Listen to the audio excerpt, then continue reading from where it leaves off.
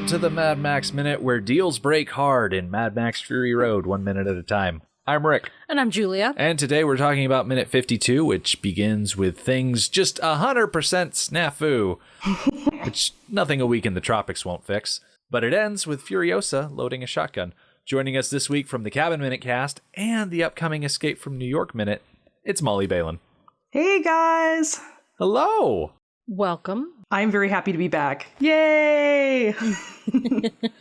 Now, one thing I forgot to say before we started recording, these episodes are coming out in July. So when I said upcoming Escape from New York Minute, is that true? Like, what's the release schedule? It will probably be up by July. Okay. Yeah, I think we'll definitely be up by July. Maybe late May, June is probably more accurate now that I'm thinking about it. But yes, July for sure. Excellent. So when we get to the end of the episode, you can tell everybody where to find that stuff. And, you know, we'll deal with the time travel consequences of what I just said, you know, when we get to it. That's a problem for future us to worry about. We're recording this back in March, so we're carefree at this point.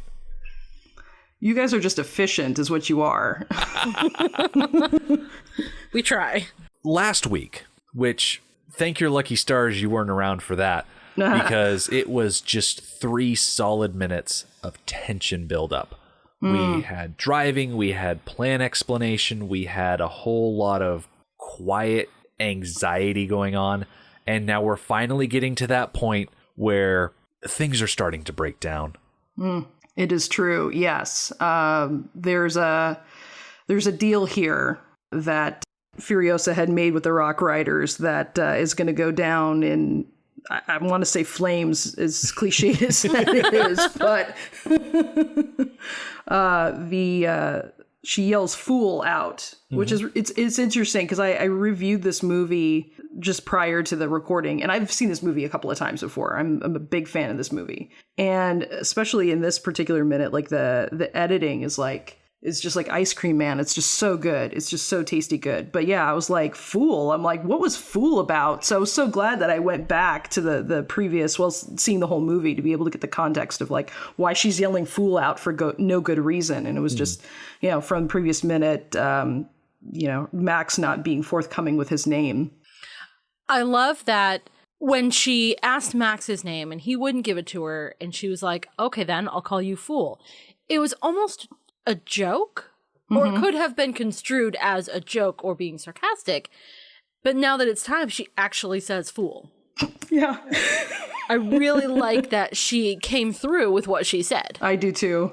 It's an effective safe word for the situation, because that's really what it is. The situation has gotten to a point where she's not comfortable with what's happening, and so she's calling out the safe word, and they're moving on. Totally. They're not going to dwell on it for the sake of all parties involved. I would like to dwell a moment on why she calls out fool. I know that tension had been building and building and building, and that moment was the breaking of the tension that's been building for the last few minutes. Why did she call out fool now? Until this moment when she starts looking around in a little bit of worry, maybe paranoia, things were kind of going okay. Not perfect, but okay.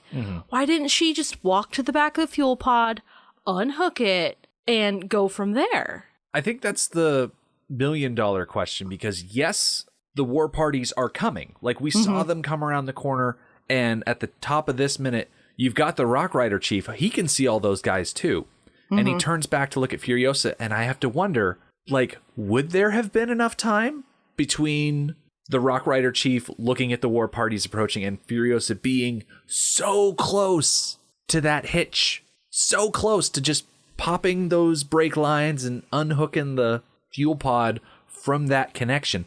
I mean, it's not an easy thing. It's not like you pull one pin and then it starts drifting away like Beyond Thunderdome. It's not like the black finger's going to reach out and hold these things together. It's a complicated connection, and time is of the essence. And I have to wonder, is it just that Furiosa feels the gunfire approaching? And she knows there just isn't enough time? Yeah. I actually really prefer that explanation, because the explanation that I kind of had in my head was that she never intended to actually give them the fuel. Yeah. And I don't like that. I don't like that. we want Furiosa to be the noble one here. She's the savior of this movie. For all the posturing that Joe does, trying to be the savior and telling everybody that he is their savior, in the narrative of the movie, it's actually Furiosa. So we don't want to see her have any sort of nefarious plans. We don't want her to fall from her pedestal. So I'm really hoping that there's other good explanations on why she didn't just release the fuel pod. Yeah. Molly, what do you think? Well, I think it's interesting because I actually went on Reddit. There were people who had a similar thought that you did, Julia, of like, why not just unhitch it and just, make good on it? And when I first saw the movie, my interpretation was that she never had any intention of giving it to him. That was my first interpretation. And then actually after I went online and I watched it now for the third time, I think it's actually what Rick is saying, that I think she is anxious and she really needs them to blow that overpass, I guess, that rock overpass, to really block them from coming in. And I think she's afraid that they're not going to do it. And I think that she really feels the pressure and kind of panics and makes a decision to be like, we just got to go now. We just got to get out, because she's really thinking about, the wives essentially and their safety, and that's really more paramount to her, to make sure that they have as much lead time as possible, because these guys are obviously coming in with souped up vehicles too. So I think it's more of the pressure of the situation. She just kind of is like, okay, it's not going that way. We got to go. It's one of those aspects that you look for in a leader to know when to get out. Like, sure, everybody will follow a leader into battle, but the leader that's able to command multiple battles also knows when to withdraw. Yeah. No one to hold them, no one to fold them. Yeah. She's making an executive decision to say, okay, this course of action was our plan, but you know what? At this point, we're not going to do well in this little Mexican standoff that we found ourselves in between the war parties, the Rock Riders, and Furiosa. Right, because she's going to have everybody breathing down her neck, which she basically does here. But yeah, I think them being able to blow the overpass is really the biggest concern at this point. And I think she still could have gotten away with releasing the fuel pod, even in hindsight, knowing what's going to happen and the timing of things. If she had released the fuel pod, the Rock Riders would have had no choice but to blow the bridge, because that fuel pod is now vulnerably sitting in the middle of the road. Yeah. In order to keep the fuel pod safe, they need to block the way from the war parties, who will reclaim it, if not just blow it up. Yeah, that's fair. And I think that there's also, when you know that you're doing some sort of back dealing, I think that the impression they obviously had was that they weren't going to have both Gastown and the Bullet Farm, and the Citadel coming for them all at once. And then, of course, for the Guzzolene. And I think that's a lot more heat than these guys had anticipated. And I think that's even more what this is about, less than the actual Guzzolene itself, is that there's this much heat coming down on them. I agree. I think so. I think the craziest thing about this situation is that Furiosa jumps over the connection to the fuel pod and then uses the fuel pod as a sort of rolling shield, when if she was really serious about leaving the fuel pod behind and she wasn't being shot at, which those are two very big ifs. I'll give myself that. Those are big ifs. But if she had jumped onto that connection or hung off the back of the tanker, she could be there trying to unhook everything. And then as they're driving along, the fuel pod just kind of drifts away and she can leave it behind. But even at this point, if she did that, I still think you're right. There's that heat aspect to it. There's the fact that you've got these 3 giant war parties bearing down on a tribe of raiders that, in the grand scheme of things, they're just a bunch of dudes on motorcycles. They can't hope to fight off 3 war parties that want to get 3,000 gallons back. Yeah, I think you're also making kind of an interesting point of, I was just thinking about the physics of, you've got a tank full of gas, which is somewhat flammable and explosive, that's taking fire. And I just kind of have to wonder what the resistance there is. I mean, I obviously there's a whole lot of machinery around it, meaning the war rig itself. And I presume that they've had enough accidents that they can protect themselves from, such a thing. But I just, the gas fuel, the Guzzolene tank itself was really not protective. And I was like, oh, she could hide behind that. It's like, no, she probably shouldn't hide behind that. That doesn't seem very healthy either. I think the major saving grace of that plan is the fact that the Rock Riders, when it comes to firearms, you've got the Rock Rider chief, and he's got this little Commando LDP, and it's a 9mm SMG. Like, it's not firing huge rounds that are going to punch holes in this gas pod. And I think he's the only one with a gun that we really see. All the rest of them start throwing firebombs. Right. Yeah, and that's a really good point, too. I don't know that SMGs are really great at long distances. No. I think they're considered a short-range weapon, really, so... They're good at throwing up little tufts of dirt. Yeah. If you've got a well-manicured sand garden and someone kicks in your yard with an SMG, you're going to have to redraw those lines at some point. I'm sorry, that's just going to happen. Oh my god. I think the strength of the Rock Riders really lies in their agility, which we really get to see in this minute. Absolutely. Right. They get moving so quickly that there's a Rock Rider. He starts at the top of the canyon walls and is down on the floor within a couple of seconds of her crying fool. Oh, yeah. And that's insane. I'm glad you brought that up. Oh, this is my favorite part of this minute, of this whole week. This is my favorite moment. So that shot of the Rock Rider going down the incline, before we catch up with him later, going down to the actual floor, that shot right around second 14, they cover that in the Blu-ray special feature where they go behind the scenes and talk about the stunts. And the rider there is wearing a harness connected to a guide wire, and he's riding his motorcycle pretty much off a cliff. Like, to the left of that camera is open air, and down at the bottom of that, they have the catch point, the net, the boxes, the pads, and everything like that. Just because that was the perfect spot to shoot that angle, they'll just erase the lines after that and call it good. I mean, these guys are crazy, though. These guys are like professional motocross bikers, which is like, just makes total sense, right? If you're going to do stunts and you're going to do this type of like extreme stunt, it really does make sense to get people who already kind of like do this for shits and giggles anyway. So I just like, again, when I watched this, I was like, oh, this must be all stunt dudes. But then I was reading that the only time that stunt dudes actually come in is actually when they have to do something impacting, like they're hitting the ground, something like that. But actually all the writers are legit professionals. This is just another day in the office for them. I think my favorite hitting the ground moment follows Furiosa running along the side of the tanker, which I definitely want to bring it up because right around 15 seconds, we get our first egregious continuity error. So 15 seconds, Furiosa is running along the right side of the war rig. We cut away to the Rock Rider who is going down the rocks to the canyon floor. And then at 18 seconds, Furiosa is suddenly running along the left side of the war rig. And they didn't think that I would notice. But I noticed. And now I can't unsee it. Well, now neither can I, thanks.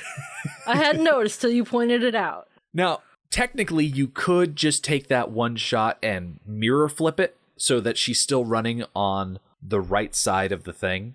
But with the way that they have the guy on the motorcycle come in from the left, it's actually better to keep it that way because it keeps all the directions the same. Like, you're looking at which direction they're going on the screen. It just makes a lot more sense to keep it that way. I agree. Well, I think the other thing, as I'm looking at this now, is that it looks like the guy dumps the bike and he slides, but for a second, you don't see him grabbing onto her legs. You see the bike slide under the rig, and then there's a shot where he's now attacking her, but you don't see the connection in between those two shots, and that's a little weird. Like there isn't that. You see the bike slide, but you don't see him slide off the bike to her. There's like almost like a skip in between. That's because he's on the bike the whole time until he and the bike together pass her, and he grabs onto her and loses the bike, and the bike keeps going. Yeah, if you're really good at pausing. This is the part that's my favorite. Yeah. You go to second 21, and you can see that this guy is still like 90% on this motorcycle as he grabs Furiosa. And I love it because it's an example of someone in this world that has chosen a form of transportation and mastered it to the point that he can do crazy stuff like this. And I love that. Now, this has got to be a stunt double, right? I'm pretty sure this is a stunt guy. Yeah. That's hitting or the are ground. you talking about the actress playing Furiosa? The Rock Rider. Oh, yeah. This has got to be a stunt guy. Who does the motorcycle slide. I don't think a motocross guy could do it like this. Their skill is in staying upright on the bike. Exactly. And flipping. I guess that's the distinction. Because there's two Robbie Marshalls. It was kind of interesting. I was reading Robbie Marshall with an IE is the Australian freestyle motocross guy who's in this. And then there's a Robbie with a Y who's American, who also does motocross. But I guess the distinction between freestyle and non-freestyle is freestyle, you can go upside down on the bike. And then if it's, I guess the alternative, you're staying on and not flipping upside down. Yeah. But staying on is key to all of this, it seems. Or at least if you leave it, you have to come back to the bike and make contact all together back on the ground. Yeah. Ideally. And this guy is never going to make contact with his bike again. No, unfortunately not. He makes contact with another vehicle. No. It's just not a motorcycle. Did you notice that this is the second time we've seen an antagonistic force hanging onto the leg of a protagonist in this movie? Yes, I did. I just think it's nice that this time around Furiosa gets to keep her boot and we don't have another slit situation where shoes are getting pulled off, because I like the whole losing a boot, stealing a boot from someone else, and then eventually getting a boot to even the odds later on. Mm-hmm. But let's keep it between Max and Nux. We don't need to extend it to other characters. If it keeps happening, it's less special. Exactly. Oh my gosh, that's really funny. Yeah, it's complicating things. Yeah, no, I hear you. I mean, let's keep the joke insular. Oh, and this Rock Rider, he starts off so strong, but a couple of swift kicks, and Furiosa doesn't even kick him in the face. She kicks his arms to loosen his grip, and then he just slides down her leg, hits the ground fully with his hands, and then is so quickly left behind and mulched in those tires. Like, goodbye. Thank you for playing. A for effort, though. I appreciate it. Absolutely A for effort. That's what I'd rate it. A for effort and intention, F for execution, though. You know, if he was playing volleyball, I think everybody would really high-five him for really going after it. You know, like, you were good out there, but couldn't quite do it. But we do have that in a little bit in the future with Nux and Immortan Joe, where it's like, oh, there's a pep talk. You're going to get on the rig. It's going to be so good. I know how to get in there. And it's like, amateur. And it's just, yeah, didn't quite work out. No, it doesn't. I love the shot coming up with these rock riders on either ridge. I think that this is such a testament to the editing in this movie, that you have, this close-up of like the rock rider leader, and then you have the other guys on the other side of the ridge, and they kind of go back and forth. So you can see where he's like, okay, it's time. We're gonna blow it, And I think it's just such a brilliant piece. I mean, this whole movie is just amazing in how it's editing. It's like it's a giant car chase for 2 hours, but like breaking down the action in this way is just really clear. It's so good. Of the 3 minutes, I love this. I love how cohesive it is. Mm-hmm. Like, the Rock Riders are so tuned with each other that all the Rock Rider chieftain has to do is just hold up his hand, and there is instant recognition from the other guy. He holds up his hand to acknowledge the signal received, and then they just blow the rocks, and they fall down. I have to wonder, right out front of the war party, there's a guy on a motorcycle, and there's a guy in a car. And as the rocks fall down, they throw up the dust. We never see those guys again. Mm-hmm. I kind of feel like those two got buried in rocks, kind of like the person who's trying to beat a train across a crossing. Oh. Yeah, I think so. I think those guys are getting, what's the equivalent of 127 hours, but like everything and not just an arm. Yeah, they're not going to dig you out of that. No. Well, 127 hours is how long he was under the rock, so this would be eternity. Yeah. Maybe the guy on the motorcycle only is pinky is sticking up through the rocks and someone comes over, I'll save you, and they cut off the pinky. Oh, that is something I could actually see happening in an edit of this. Of just, the macabreness of that. War boys are weird. War boys are weird. There's a t-shirt for your Patreon right there. Your Patreon. My gosh, it's been so long since we added something to the store. You know why? Because I'm terrible at art. Oh. That is fair. I can put words on fabric until the cows come home, but if you ask me to draw a picture, you will be sorely disappointed. Man, you can, you could do kind of like a kitty kind of thing, and that could be cool too, like with crayon. You can kind of buy that for war boys. I don't know that these guys are, Rembrandts, so. Certainly not. Anywho.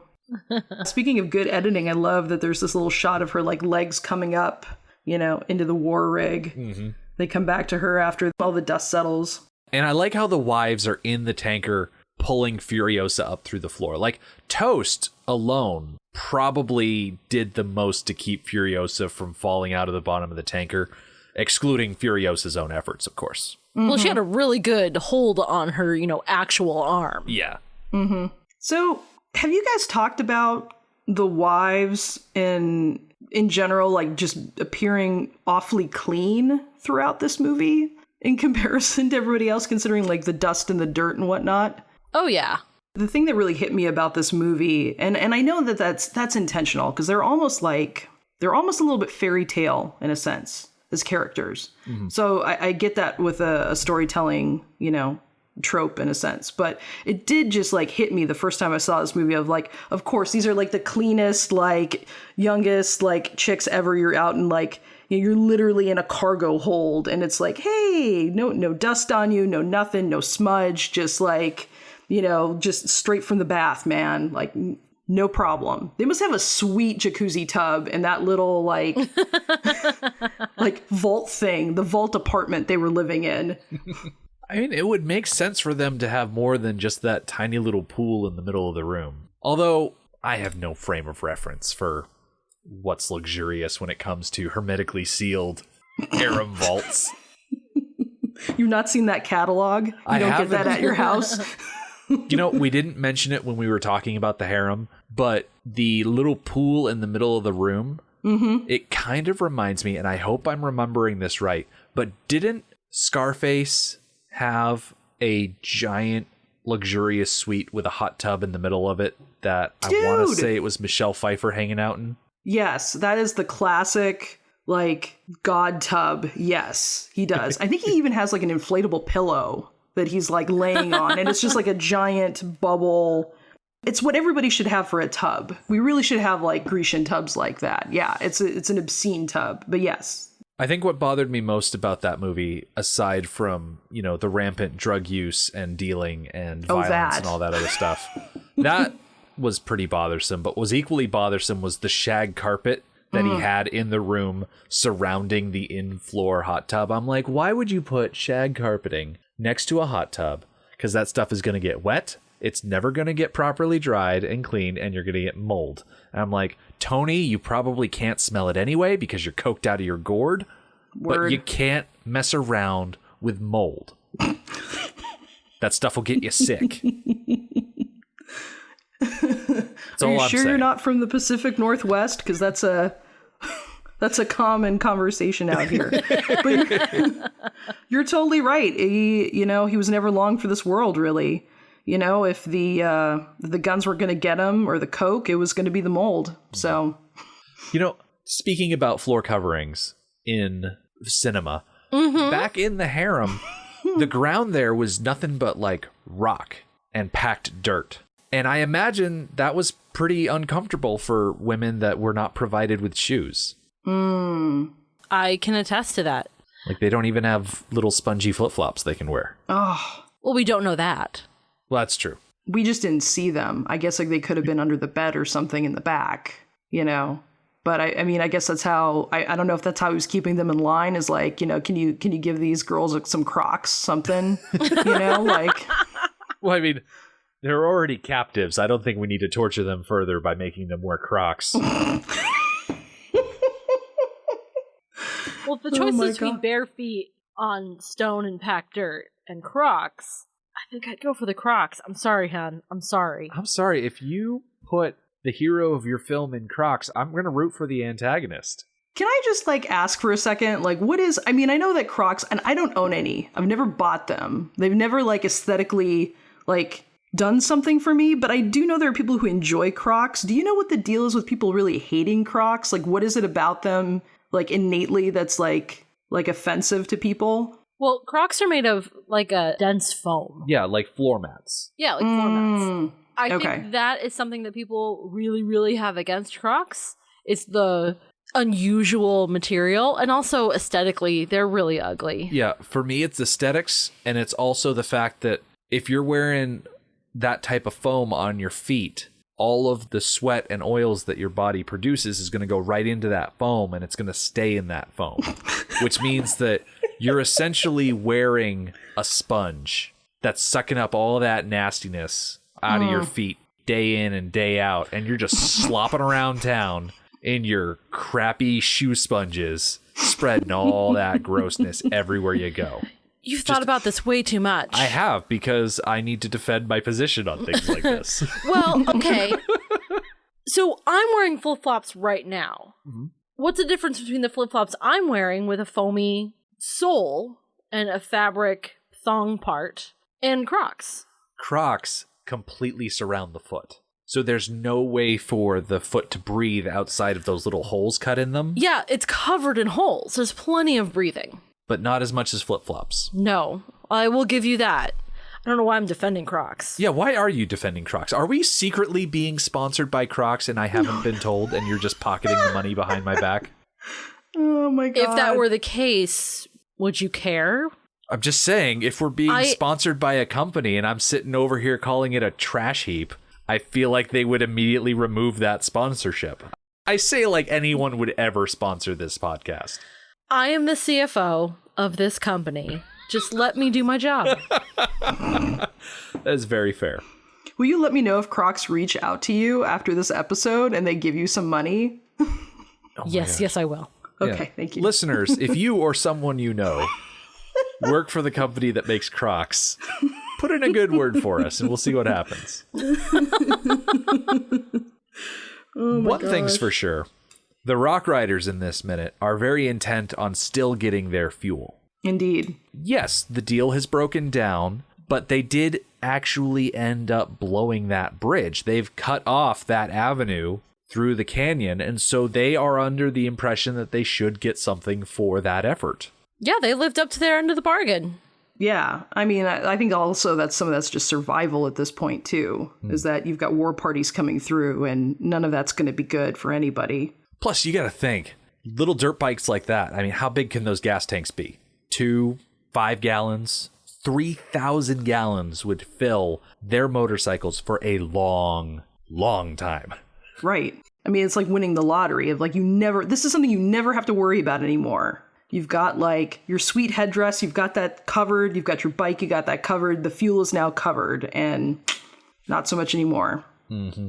They've got to chase her down, but if ifs and buts were candy and nuts, then we'd all have a Merry Christmas.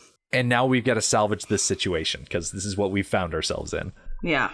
Cutting inside the rig, we find Furiosa. She's climbing up through the little passageway, and the first thing that Max does when Furiosa gets back is he hands her this shotgun. Now, I've seen online discussion about the importance of the guns in this movie, specifically how they're taken and how they're given and all of this stuff. And the fact that Max giving Furiosa this shotgun is representative of him acknowledging her skill and value in this situation.